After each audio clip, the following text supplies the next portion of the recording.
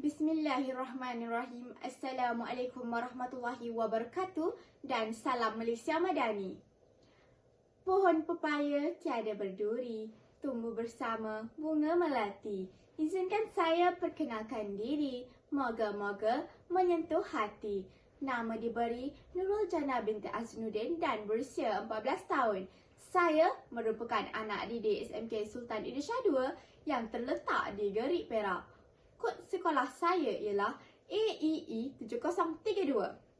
Dalam video ini, saya amat teruja ingin berkongsi tentang sebuah buku yang amat menyentuh hati dan membawa kita kepada refleksi diri yang mendalam, iaitu Bersyukur Saat Diuji.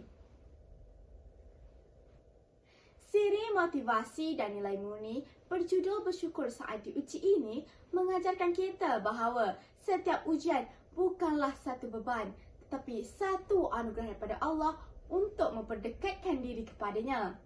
Hasil pena Profesor Dr. Muhammad Kamil Ibrahim ini sangat menarik dan syarat dengan pengajaran yang boleh dijadikan iktibar dalam kehidupan seharian, terutamanya pada golongan remaja pada masa kini. Buku ini merupakan terbitan syarikat Galeri Ilmu yang diterbitkan pada tahun 2021. Buku ini setebal 160 halaman dan sisipan kandungan sebanyak 30 bab. Dalam buku ini, penulis membawa kita menyelami makna syukur dalam konteks ujian dan kesusahan. Beliau berkongsi pengalaman serta kisah-kisah inspirasi yang menunjukkan bagaimana seseorang dapat menghadapi ujian dengan hati yang redha dan penuh kesyukuran. Ayuh bersama saya kita mengamati dan mendalami buku ini dengan lebih dekat lagi. Antara isi utama yang ditekankan dalam buku ini ialah ujian sebagai bentuk kasih sayang Allah agar kita lebih dekat kepadanya. Keajaiban bersyukur dalam kesusahan, iaitu rasa syukur bukan hanya dalam nikmat tetapi juga dalam kesulitan. Dengan rasa syukur, kita akan merasakan ketenangan jiwa dan mengurangkan kesedihan ketika diuji. Tawakal dan kebergantungan kepada Allah, iaitu penulis menekankan bahawa menyerahkan segala urusan kepada Allah adalah jalan terbaik semasa menghadapi ujian.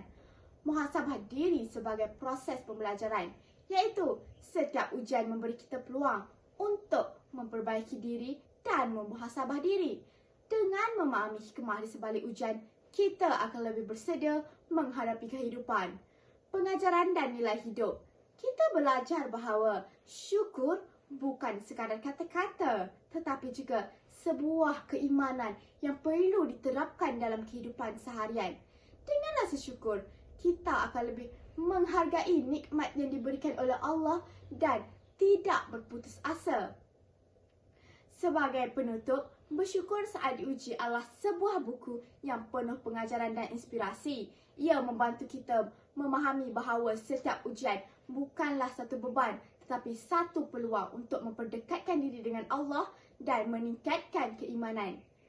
Akhir kata, saya sangat menyarankan buku ini kepada sesiapa yang mengalami dugaan hidup atau ingin memahami makna sebenar syukur dalam ujian. Ujian adalah tarbiyah daripada Allah. Bersyukurlah kerana setiap ujian memberi kita peluang untuk memperdekatkan diri kepadanya. Semoga kita semua mendapat rahmat daripada membaca buku ini.